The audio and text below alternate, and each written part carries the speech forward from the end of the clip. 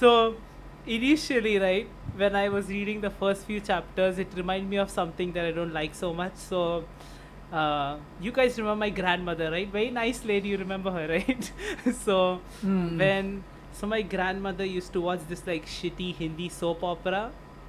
I just know the name because every time she was like, "Yo, start this for me, yo." She used to call me to start because she did not use a TV. It was a shitty TV show called Balika Vadhu or something. Basically, like it was a TV show about child marriage, and it was this family where different people, all these children get married and stuff. Yeah, I didn't even know we had a TV show. yeah. What the Trust fuck? me, even I don't know. My Huh? grandmother used to like watch it like every single day at like 8 or 9 o'clock. She would call me and she'd be like, "Yo, can you start Balika Vadhu? It's starting. I want to watch it while having my dinner." So I like, as long as I lived like in the old house with her, I used to just go and keep starting it. So it reminded me of that show. So in the beginning, I was like kind of hesitant. I was like, I don't know if I'm like that interested or I care about like their story so much. I was kind of reluctant because it was Okay, taking me hold there. on. What? Firstly, I think we need to do a little bit of a explanation over here, because what we said was probably just like completely surprising for a lot of Yeah, people. it is like out of left field. For those Okay, for wait. those who don't know, the child marriage is like Yeah. a very common thing in Asian countries, Yes. and in 200 India years it's ago, still yes. it's still a very common thing. In some of the more rural areas, it's Oh, it considered definitely is. normal. Yeah. And it's not like it was completely weird. It's just that compared to Western countries, our life expectancy was a lot lesser. So Yeah. people were married younger to have kids younger, and they would have more kids so that they could continue their families for as long as possible. It was Yeah. outlawed when the British did come to India, but it's still like everything. There are people Oh who no, do it's it still present. illegally. It's Yeah, it's still definitely very present. Yeah. Our grandparents were probably child married Oh. as well. So I'm Easily, pretty yeah. sure. I think my grandmother Not got married mine, at no. 14 or something. 14 Oh. or 16 or something like that.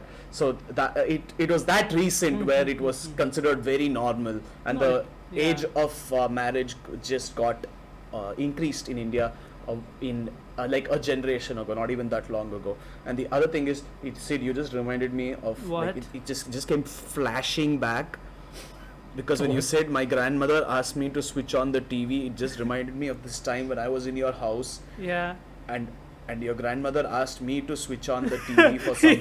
Yes, I and I remember. couldn't understand what she said, You and Bob was there. You remember Bob? Yeah, Both of me y'all and were Bob there. were there. Yes.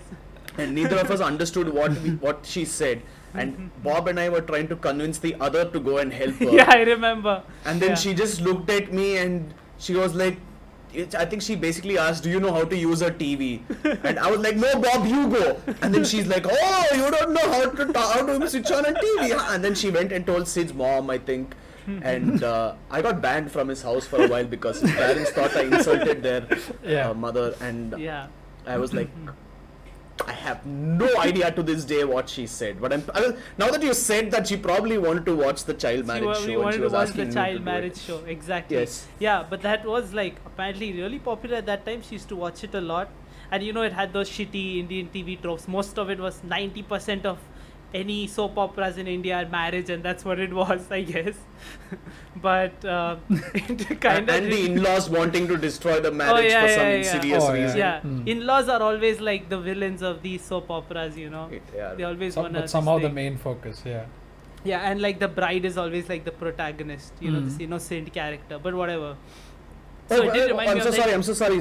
Audi, I don't know if you read this, but there was an author's note where she said that most of the divorces in such countries happens because of fights with in-laws.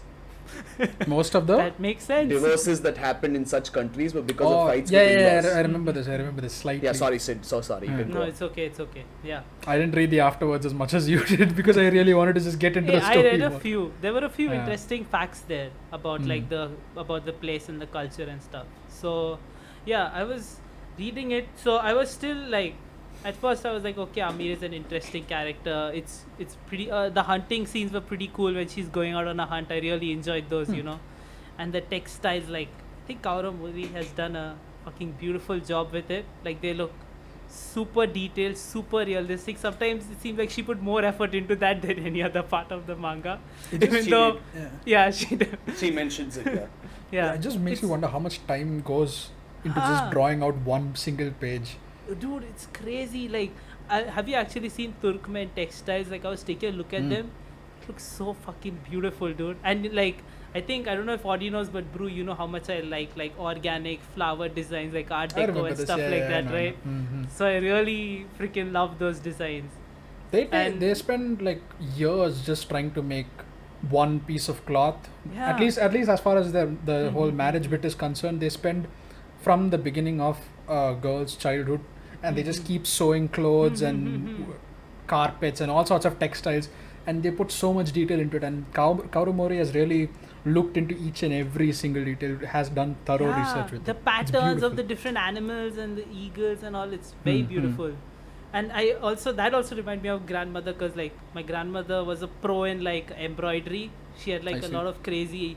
She used to do it a lot, but towards the end of her this thing, she stopped doing it for some reason. Mm. But she was like really skilled at it, so it did remind me of that. But this thing, while watching, like I was following Amir's. I'm not really that like interested in like this genre, I would say, like this particular, like this dramatic, this of incidents happening in their lives, this family life, small incidents. Mm. It does seem like more like slice of life-ish in that direction, but still like I guess I wouldn't say it's bad, it's pretty good, but I guess it didn't develop an interest for me enough to like keep reading again and again. It didn't build that excitement. Mm. The only excitement I had was finding out more about the culture. That's what Yeah. I was more excited about while reading. Because I love looking at these different patterns, and I love looking at the life they spend in the yurt and the area, and especially the food. The pulaf, the rice. Mhm. Pilaf. Sorry, the pilaf, the rice, manti, those dumplings. It's pretty cool to see those. And they also had jalebi. Do you remember, guys? They had think, yeah, jalebi they- over there. Yeah. Hmm. Yeah. So They had a variety of snacks. They had like a They full also, bazaar. they with also the had snacks. like proper pulav. yeah. in They the- did this have. thing. Hmm. And a lot of But for flatbread. some reason, it's translated as fried rice. I'm like, no, it's Oh, not yeah. fried No, rice. it's not fried. Like, I think they just didn't realize what it was, and they were like, okay, it is rice and it has shit in it. It's fried rice. Yep. no, but like compared to the amount of water you use to any amount of oil you use in a pulao, Yeah. it's basically like boiled rice with spices and vegetables. Yeah. And Then it's- it is like fried rice Yeah. with spices and vegetables. And over here in India, for those who don't know, pulao is usually like sweeter, so like I don't like it that much. More like Sweeter. yeah, pulao is sweeter. Biryani is like the spicy version. Pulao is always like sweeter rice.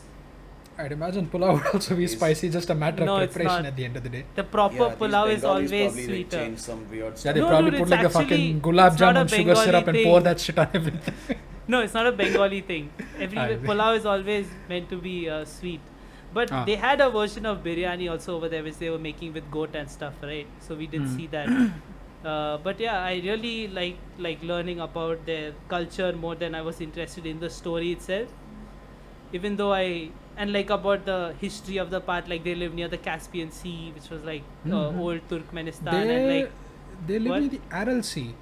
Do you no, know the that? Aral Sea was where the twins lived, Well, right? yeah, that's where They the twins live near live. the Caspian Sea. Yeah. But fun fact, the Aral Sea no longer exists.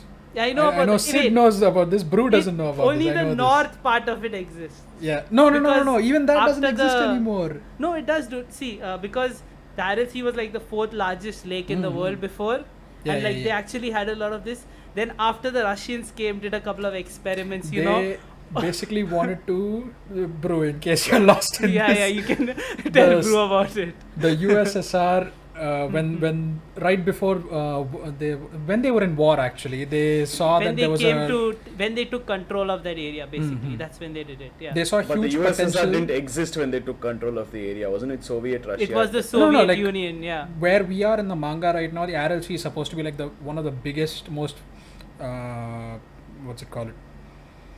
Popular areas for lakes. fishing and everything. It's a lake, It's yeah. basically bustling. There are cities growing around it. But when the USSR came around and they saw that there was these rivers feeding into the Aral Sea, they basically diverted the rivers into their nation for potato farming and other vegetable Yeah. farming as such. As a result of that, water sea stopped dried flowing up. into the sea, and the water just evaporated. Eventually, some 60 odd years later, like after, or not even 60, like 100 years later, I think the RLC has dried out now. 90% of it has it's dried out, and there's like a tiny 90%, patch yeah. of water over there. There's it, and also since it dried up, it became like 1,000% more saltier because it got super concentrated, and all the fish, everything, it died. It's just like dead, super salty water right now. It's pretty Now, sad. You can you just know? see boats lining the Yeah, endless yeah. line of Like just the endless desert. ocean, or the barren ocean, if you will. And it's more of a desert now, which is Yeah, with it's more small of a shrubs. desert. Yeah, exactly. And also like this thing. You remember like Mr. Smith, right? He was in like Ankara, right, which is like near Turkey. And just the next chapters, he falls into the Aral Sea and is being saved by the twins. Like, you know how freaking far those two places are? like this is in Turkey and this is like Kazakhstan, Yeah, Uzbekistan. but she, like, it was very clear that they were switching between locations yeah. and days, so it's not like a mistake or anything. It's just like they were talking about different parts of the journey. No, it's not a mistake, definitely. Like it for me, it's not even a time skip because it's just this thing. But it was just interesting for me to be like, okay, he's in Ankara, now he's in the RLC. Damn, that must have taken ages by like horse or something, you know. Just so you know, Sid, to clear this up from my side, I had no idea where anything was. I was just like, okay, he's here. He probably walked 10 steps and fell into water. Cool.